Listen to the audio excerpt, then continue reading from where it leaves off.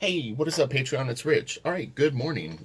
It is Saturday, and I have so much work to do this weekend. It sucks. I always work on the weekend, but so I'm working on the He-Man and the Masters of he's referring to as MOTM. I don't know what that means. Masters of the Masters. And then again, just please do not mention that I'm showing these pages online in any way, shape, or form. Because if you do, I won't be able to post these videos. Because this book doesn't even come out for probably 3 or 4 months. So it's not a big deal. I don't think that there's spoilers on these pages, but it's just one of those things where I have to be respectful to the company. So anyway, yeah, this will just be like kind of a journey of 1,000 miles, and me working. I wanted to put up the art germ video. I don't have time to shoot it right now, honestly. An hour this weekend, I mean, literally every minute is kind of precious because I need to. The thing is Dan went really, really detailed on this batch of, well, it's kind of like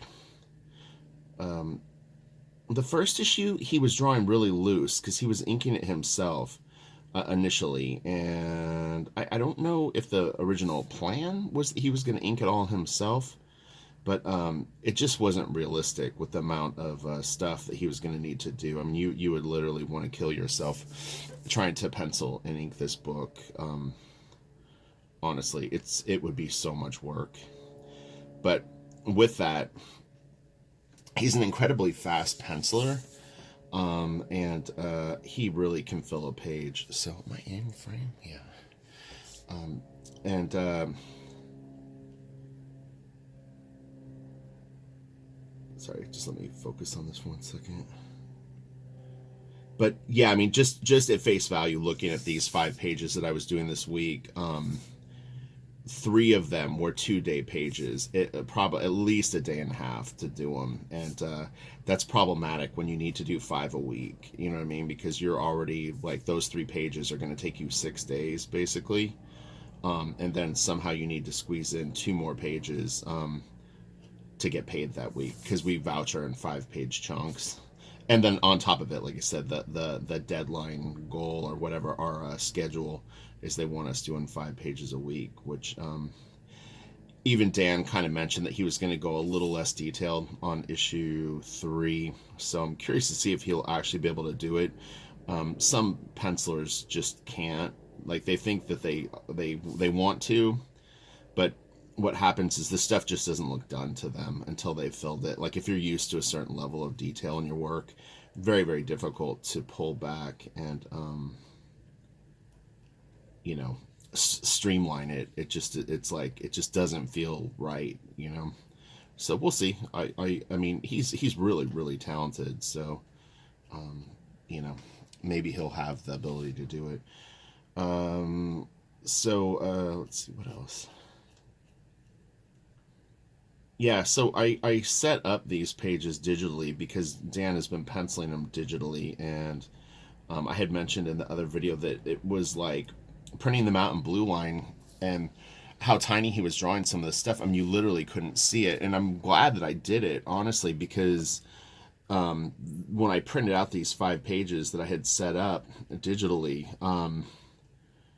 I mean, like, literally, it was just absolutely insane how small some of this stuff was when I saw it on the big board versus, what didn't really look that small on the computer. I mean, some of it did and some of it didn't. But, yeah, so I don't think that he's fully aware how tiny he's drawing this stuff. Like, he thinks that he's not. Because he's like, well, I don't zoom in past a certain point. But like I had mentioned in the other video, even at a 300 DPI scan, if you're looking at it at 25% in Photoshop or Clip Studio Paint, that's about 2 to 4 times the size of the actual artboard if you see it in person. And so, yeah, it was crazy. There's this shot with Skeletor and I don't know the character's name, like a female kind of like magician like lady, and her face, I mean, it was so small, it was absolutely insane. And in Clip Studio, I zoomed into 100%, so I was literally looking at a artboard that was probably like 4 feet tall. If you were to actually like print out the you know what I mean, what I was working on at that zoomed in state, I would have never ever have been able to ink that face. So that's again talking about the difference of working traditionally over someone who's drawing digitally. That is kind of a problem that you will have to face and sort of solve on your own. If the penciler isn't super particular about you nailing the faces exactly how like every little nuance is, then you should be okay. Because I can see the stuff, and well, see is a relative term. I'm aware that there's stuff there, but I would have to just draw it on my own. And see, and that's the difference between if you're penciling it yourself. I mean, you can kind of go in and make the call. Oh, okay, it's fine. Like her eyebrow can be a little like this or that. But if you're trying to appeal to someone who drew something for you, and they're like, no, no, the expression was this subtle. Like she's supposed to look perplexed but also sort of amused, or she's supposed to look slightly angry but a little confused, and your eyebrow, because it drifted a tiny bit, looks, sends a slightly different. I mean, that kind of stuff can be really subtle. So it's just one of those things. But this is fine for this job. Like, again, I wouldn't personally ever use this on my own stuff, but for the situation that I'm in, I had a obstacle to solve, and I was able to do it. And it did force me to really learn how to use Clip Studio Paint, at least to the level that I was inking stuff actually, and not just sort of like screwing around in the program for like 10 minutes and then just going like, oh, okay, that's what it's about, but I don't want to really learn it. So, and I don't use any fancy tools right now. Fancy meaning anything that isn't stock. I have 901 Frenden brushes. Frenden is Frenden.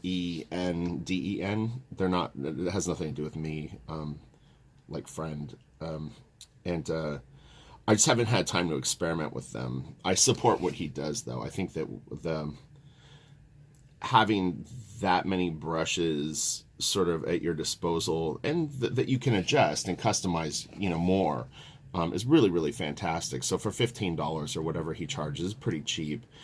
It's well worth it, I feel. And then the problem is having the time to go through, 25 different, tech pen brushes or whatever they are.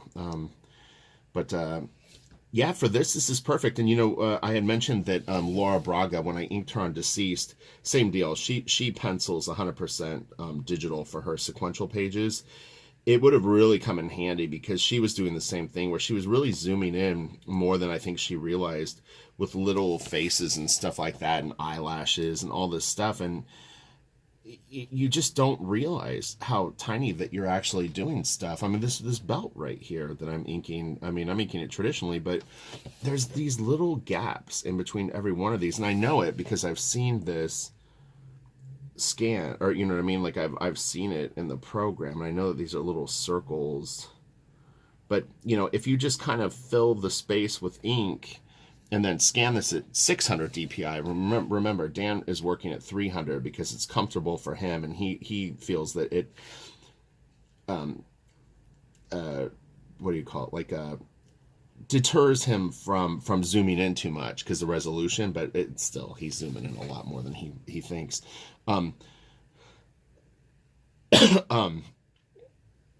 Yeah, when I scan this at 600 DPI and I have finished inks, all of a sudden you look at this area and you go, God, that looks like shit. Like, was he even trying? Because it's like, they just put down little circles and they don't have line weights or whatever, but it's like, dude, this page is going to be reduced 60, well, it goes from 100% and it's a 67% smaller. So, you know what I mean? Like, if you had size in Photoshop, you from 100% you go to 67, and that's a printed comic book page, for your template generally, or what you would probably send to a color. Sometimes you can send covers for whatever reason. It sounds funny, but for covers, usually colorists will color over a 70% file. I don't know why that is. But you can also just send them 100% to, and then they can drop it in a template after they're done. But yeah, so it's great. And so here's the cons to working digitally professionally.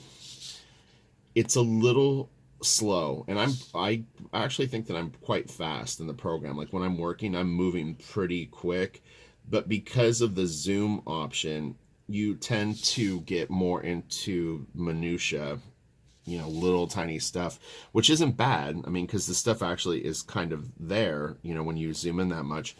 But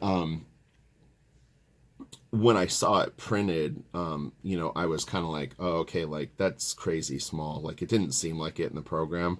But then you see it and it's like, man, I'm like, I can already draw really small. That's the thing is it's like, it's not really a problem for me to draw small. It's difficult to see a pupil on an eye this big. Like even in person, it's like so funny. Like He-Man in the shot, you can't see it probably on the camera. He has little pupils in those eyes. And I mean, my pen is bigger than the line it could ever be. You know what I mean? Like I could probably flick it and get a really tiny thin line that would be the right thinness. But the margin for error on that is pretty much non-existent. I mean, it's like you either nailed it or he's going to have like a lazy eye, and it's just anything can happen when you're working with real tools. The ink, if it just spreads the tiniest bit on the paper, all of a sudden the eye looks weird because it's got a little bit of a shadow in a spot, or you know what I mean. Hopefully my head isn't popping into the camera. I'm bumping it slightly with my top of my head, but if so, I apologize. Hopefully I'm in focus.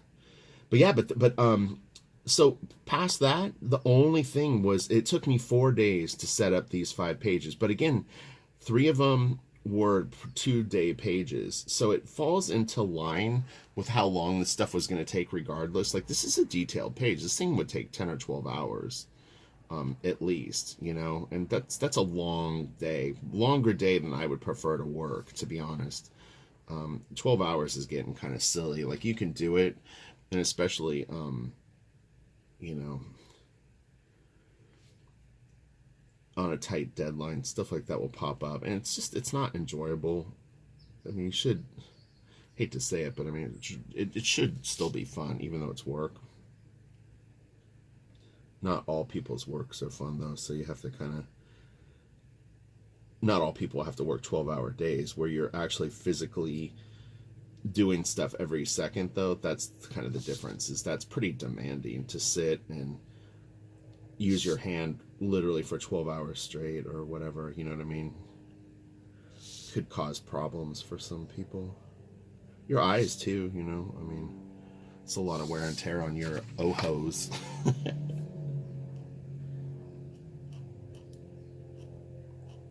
So the other con, I think, is that you lose sight of line weights. Luckily, because I'm inking this traditionally, I can go in and add my line weights that I actually want on things. But yeah, it ends up being a little sort of flat. But at least you're covering some real estate and getting accurate initial lines down, so it helps solidify things. But what's kind of a bummer too is the fact that once I'm not inking Dan, I'll stop probably working in the program unless if I'm gonna kind of check Ryan's work, because he was sneaking some digital stuff in. I'm sure of it now. Now that I've worked in the program, I know that he was. I don't mean that he was sneaking in like trying to like do it behind my back, but he clearly, his tiny faces, he was drawing digitally. I always wondered why they were so tight, and working the program and inking a few things, it's like okay, yeah, he's definitely inking or penciling those digitally. I think what he does is, like, if you actually saw the artboards, those faces probably are different. And then what he does is he scans his pencils, because he's going to send them to me to do the blue line, and then he'll go into Clip Studio and he tightens up all the faces. So I never really see his pencils. But yeah, because for when I was thinking, the Vampire Hunter D stuff isn't out yet, but when I was thinking about Vampire Hunter D, he was doing these little tiny faces on some of the stuff, and I was going like, this seems weird. Like, how in the world is he drawing these things so small and drawing like lips and little shadows on the lips and stuff like that? Because again, I'm the master of small. I don't think anybody traditionally in their prime was doing the stuff that Travis was doing. When we were working on Wildcats #1, I mean, some of those Italian like the, I don't know if they were just like criminals or whatever. I don't know if they were not hijackers, but you know what I mean. They're like, they had the guns and the masks. Like those faces were so small. And even in issue 6, we did these city scenes with these little tiny faces, but you could see him because he had drawn it in pencil. He never was working digitally, so there was a limit to what his eyes could do, and he also had a sense of what would print. Like right now, I just inked a little button, and if I zoomed in on that, I guarantee that Dan had like a double line on it, and it's like you could mimic the double line or not. It's not going to print any better with a little micro hair. If anything, it might actually read a little muddy, like when it's not when it's scanned, but the pixels, the printing pixels might sort of have trouble, capturing it. So I think Travis had a pretty good internal barometer for what would print decently. Oh, but William Hernandez, you probably will watch this because you've been engaged in these videos. Here was a con with other people scanning the art at Wildstorm, and in fact, towards the end, the last probably 5 years I was there, I always scanned my own art, or at least formatted it. And here's why. So on Wildcats, the lady that was scanning our art and preparing it for print, she didn't have an artistic eye. I'm not saying that she wasn't artistic, but there was no real thought process to preserve the tininess of what Travis and I was doing. And what she had is she had preset actions and numbers in her head that she would use to format the pages. Oh, okay, well, like if I scan a Wolf's Portaccio page or I'm trying to think of someone who's more heavy-handed. You know what I mean? Someone that draws real thick lines. Chris Warner or someone like that. Probably people don't know that name anymore. Yeah, so she was using generic settings, and Travis and I had these little tiny lines that were just like almost like a wisp of hair, and the stuff would vanish and it would pixelate and it would really print bad because it hadn't been formatted properly. All the lines were being blown out because of these generic settings. And it can work the other way too, where it turns your work to mud. If you lean on the more graphic spectrum and they have a generic setup, like again the actions, like they would set up a full set of actions though, so it would be like it would remove, well, we weren't doing blue lines back then, but it would like get the paper pure white. You could take the level tool and touch a black and make everything black. When you do that, though, it's thickening every black line and trying to pull those pixels to black. So that can immediately start to close out eyes and do little things. So your best bet is to remove the blue with actions, but any leveling and any cleaning up that you do, if you really, really want something precise, is you have to do it traditionally. It's just, there's no other way around it. And I'm speaking from experience, not theoretically. Because I'll have people give me advice online, and it's like, you're like, all right, let me see your gallery. And they have nothing to back up what they're saying sometimes. It's weird. I had someone telling me what was a good ink, and I was like, oh, like, who is this? I looked at their Instagram gallery, and they had literally like 2 pieces that they had inked. And they're telling me, and I don't mean it as in me compared to anyone else, but it's like, I think I know my way around ink pretty good. I've done a decent amount of inks. But somewhere they heard like a particular brand of ink was like the best, and they're just like, sort of like, now they're the YouTube authority on it. It's kind of like, it might have been white. It was something, but it's like, all right, show me the proof. So yeah, my hope is to finish this page in about 4 to 5 hours, and then actually ink a full another page today, and then tomorrow I'll have one page to ink, or maybe a page and a half if I don't get through this as fast as I'd like. And then by Monday morning, I'll be turning in my 5 pages and then starting on another 5. And I will have to set them up the same way. There's just no two ways about it. And what's nice is I'm kind of getting more discerning on what I felt worked, and what I probably would leave for traditional. So there's been, like some learning going on too, which is cool. Because it's like on the lady that I was talking about, that witch lady that was on the mountain that was so tiny, it would have actually benefited me to probably just ink her whole figure digitally, because it was so small. Because I left like her body and like her breasts and the ornate stuff that was around her neck, and when I printed it out, it was so small I just couldn't see it. It just turned to mud. If he worked 600 DPI, that would help a tiny bit. But another thing that happens, and this is something that people probably wouldn't be aware of, is okay, so there's a natural level of contrast to a page like this.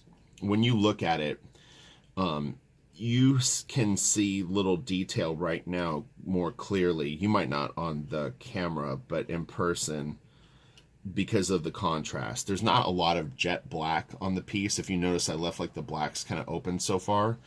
And that helps you see the fine detail. If you go in and start spotting big areas of black, your eye is going to naturally pull to those. It's like a genetic function that the human eye has, and it makes it harder and harder to see the small detail around it, because there's other things that your eye is straining to focus on. And so when you ink a really detailed piece like this, your best bet is to do all the small detail first, traditionally or digitally, and get that stuff done and work kind of from tiny to big, because the more stuff down, the harder it's going to start to be to see the little detail. It's subtle, but I've done enough pages to know that is actually a reality. And you can even on pencils, I think it even happens more. There's a combination of things that goes on when you ink over original pencils, which is the pencils over 8 hours of you inking on it will slowly start to fade a little bit. You're kind of smudging stuff. Some people wear gloves or put paper down. I keep my hands very clean while I work, and so I'm not dragging my hand around too much. I mean, it sits on the board, but I'm careful not to just be scrubbing my hand over it. And a lot of times I'll wear like long sleeves, because I think that the natural oils and stuff will can kind of pull up the graphite too. I mean, if your arm is like, if it's a hot day and it gets a little sweaty, not sweaty, but you know what I mean, like if it's more damp like that, it starts to move stuff around, especially pencil lead. You know what I mean? It's just basically graphite sitting on top of a piece of paper. I mean, but yeah, so work that tiny stuff first and get it down. God, there's so much shit on this page. It's crazy. Like, I knew that there was a lot of stuff, and like when you start inking it and you realize how long a little area is going to take, then you realize that it's even more detail than you thought. God dang, he is nuts. He's really into the whole Arthur Adams, Michael Golden thing, which is a pretty brutal combination for a level of detail, like a watermark for that. It's like, can't you be into like Mignola and someone who's a little more lazy? No. It's fun to have a few jobs like this under your belt, where it's like you have where if you want to show someone how nuts you are, you can go like, oh man, you want to see something crazy, check out like this book. We went bananas. But yeah, this has been a lot of fun. In a weird way, I kind of don't want to go back on Batman. I'm enjoying inking this so much. Because the Batman stuff is cool, but this is cooler. I think it's a combination of the style is challenging, so I'm enjoying being sort of you know what I mean, stretched a little bit, and then the characters are fun. You know, like when I see the pages, I'm always like going, wow, who's that? I don't know who that character is. Like, 'cause I'm just learning the He-Man universe like right now, so I don't know any of the characters' names except for maybe two or three. So it's really fun. And I actually, I mean, it has a little bit of a superhero vibe, but it's not a superhero comic, so it's kind of fun too. You know, it's like sci-fi fantasy a little bit, which is kind of neat. You know, boy, there's so much stuff on this page. Hopefully, you can see this. Hopefully, I'm in focus. I'll be really sad if this video is out of focus. But yeah, so just be patient with me in terms of other videos. I may just have to kind of do like these Journey of 1,000 Miles / inking videos for a little bit until I work my way through this issue, because again, it's just, this stuff is so detailed. I have no free time right now, which is, you know, again, why I sort of had to abandon YouTube for a little bit for just general videos, because it all takes time, and you know, again, every hour is sort of precious right now. So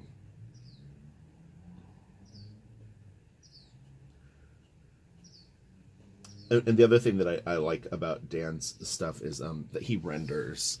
Ryan doesn't render as much anymore, and kind of a fun technique for an inker is to do little lines.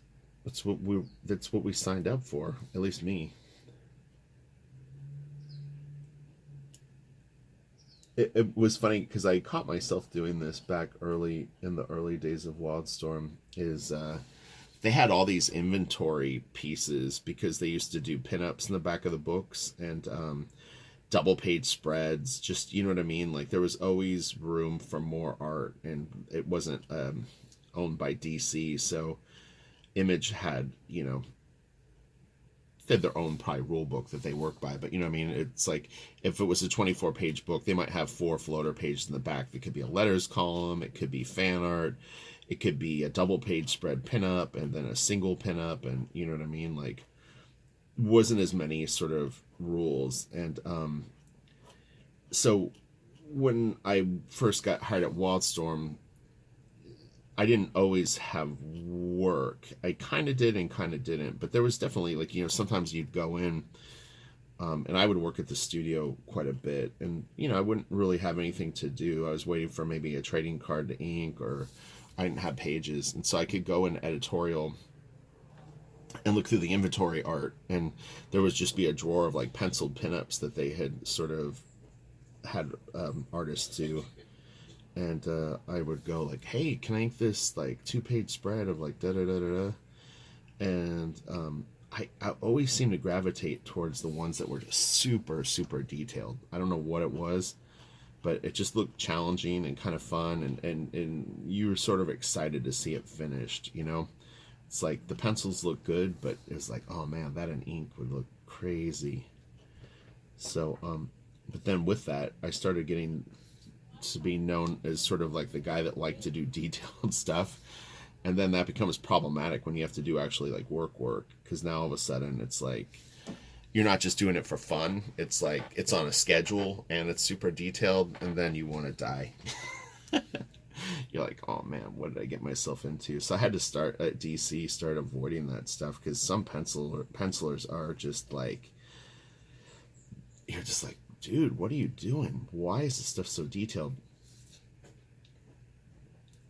You know what I mean? Like,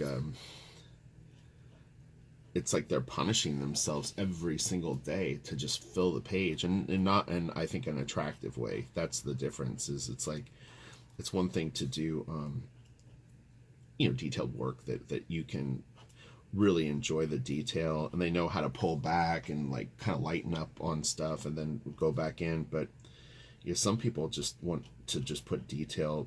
It's almost like they're kind of overcompensating for maybe like not drawing the prettiest people, or you know what I mean? Like, it's like people that draw a lot of buildings, a lot of them don't really draw great people. Like, they're not attractive, so they do the heavy lifting with windows and stuff that's easy to draw, that just fills space. It's like, oh, look over here, don't look at the girl's face because she's not that hot.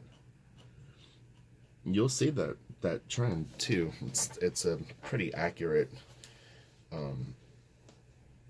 you know, character trait that you'll find in artists is the detailers tend to like. There's other things that because to draw really simple and have stuff look great, it leaves you really exposed.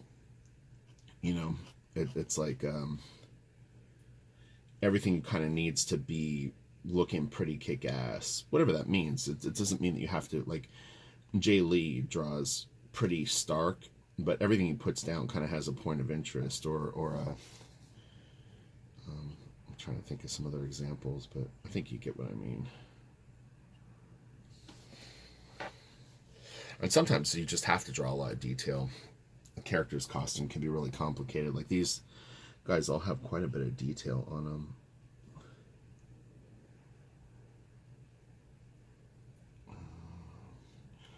Trying to find dry spots so I don't smear ink.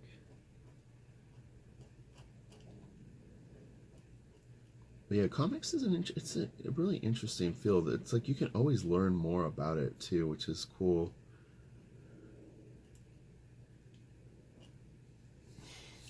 And like for someone like me who's been around it for a decent amount of time, the stuff that I learn now is almost more interesting because it's like the finer points of it. So like the first 5 years, you're learning sort of like the more surface stuff and some deeper concepts. And then as you go through it and you do more, then all of a sudden it's like it's like an onion, you know. Keep going deeper into it, and you're like, oh man, it'd be like talking to a filmmaker who's worked doing films for 7 years versus like talking to like Ridley Scott about like filmmaking, or you know what I mean, Martin Scorsese or something. It's like that level of experience and stuff. I think Guillermo del Toro would be a really interesting guy to talk to about movies. And I mean, imagine what they see when they watch like a film compared to what you see. And you might know a lot about movies and making movies, but yeah, that really fine information is pretty cool. And you'll see I'm kind of hopping around a lot right now because there's so much to be inked that basically what's dictating where I ink is where I feel it's dry. And then what I'll do is I'll start to get more serious about it. When I stop this video, I'm gonna go back up to the top panel, and I'll ink all the background, and then I'll start on the second panel because I kind of just want to work my way down. But right now there's so much stuff to ink that it doesn't really matter where I work as long as I'm moving. And that's a way to be effective. Oh, and that was the other thing. I mentioned it in the other video, or I think I said it. I made a video yesterday that didn't really work, so I didn't upload it. But if you notice when I was inking digitally that I don't take back a lot of my lines, most of them, I still approach it like traditional inks. So I look at what I need to do, I throw the line, and I would say 90 to 95% of the time I'm keeping what I put down first. And what I see with people that maybe learned to ink digitally is they're like doing test lines. They throw 3 lines or 10 lines to hit the line. If you're learning, I think that's fine, but at that point you might want to just grab like a crow quill and print out some blue lines and start getting better at doing it. I don't know what the long-term effects of those test lines are, you know what I mean? I think it's like throw the perfect punch the first time. Don't go like there's no take backs, When you're learning, I think that you can give yourself a little bit of slack, but again, I don't know what sort of like long-term effects that would have. I think you could really slow you down. I don't know if it would improve your accuracy as much as just being like, I have to hit this. Like if I throw this line and it's weird, then it's like I have a weird line. I can white it out, but it's kind of a pain in the butt, and then it's even harder to put down a second pass of a line. So something to consider.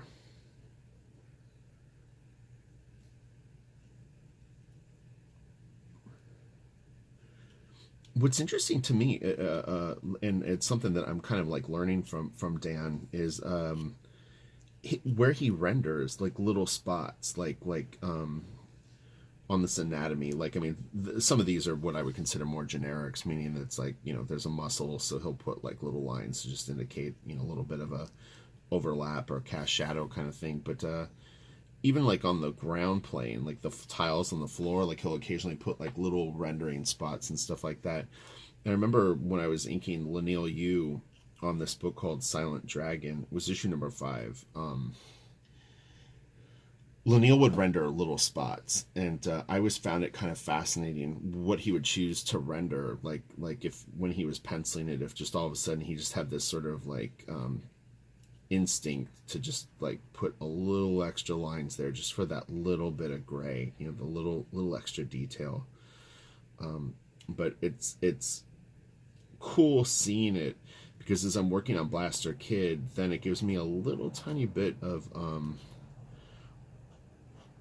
like an idea. It's like, oh, okay, like, yeah, if I draw like a wood door, maybe I'll put like a little extra rendering on a spot where normally I would render it, but maybe there would be a little bit more like stuff that almost isn't seen. Like in they're lines that are there, but they're almost invisible. So it's kind of cool. And again, I almost think it's a function of him working digitally, is that he zoomed in so far that it feels like the spot is a little empty. So he puts just a little bit more to fill it, you know what I mean? Because just your instinct is, man, that spot looks a little open. Maybe a little something will sort of make it not read as you know like well, was he finished with that spot, or what? Like, what's going on there? But again, full size, you don't even see it hardly.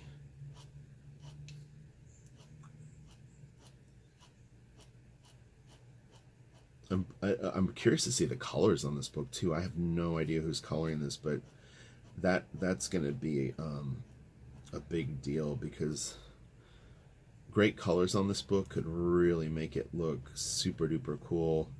And sort of generic, colors of just someone who's like colors 5 books a month and does that kind of a deal. It's like, man, it'll be a bummer. So I'm hoping that we're not getting one of those people. There's a few colors that I don't like their stuff because of that. They have houses, like coloring house that they use and stuff like that. And some of them are even American. It's not like outside the thing, but it's like, do you think the quality of inks that I would do would look great if I had 5 people that I worked with that assisted me and set up pages? Of course not. I mean, people hire me because they hire me. They want my work. They don't want, so and so does all the outlines on the figures. I ink the faces. So and so does the backgrounds. You know what I mean? Like, that's what these colorists do. And then you wonder why the colors on some books look super generic and just like there's no real kick-assness to it. Well, that's why.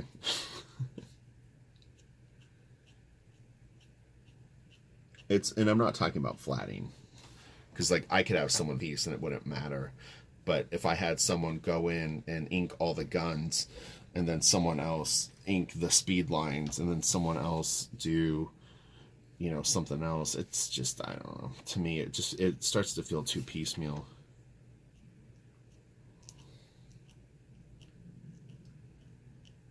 Because that each one of those people is I mean, if you're an assistant, you're an assistant for a reason. Your skills aren't at a professional level where you could do it all on your own, generally. You know what I mean? I don't mean that in a bad way, because we all learn, but,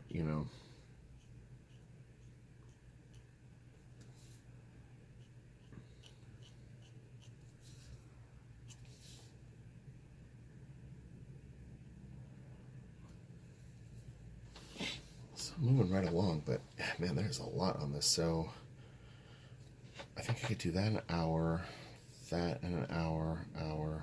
So 1, 2, 3, 4, 5. Yeah, I should be able to finish this in like 5 hours. It's my guessing. So, okay, I'm going to end the video here because I do really kind of need to get crunch time. The camera is a little bit in my way, but have a great day. I will try to do at least a short, maybe like 20 minutes Super Fun Sunday tomorrow. And if not, we'll do another inking video. And then as soon as I get my pages in, I could maybe do a Super Fun Sunday on like Tuesday, so that we have one, but it just won't be tomorrow. So, all right, because Monday I have to turn in my pages. That's why. So tomorrow's going to be a heavy duty work day. All right, have a great day. Bye.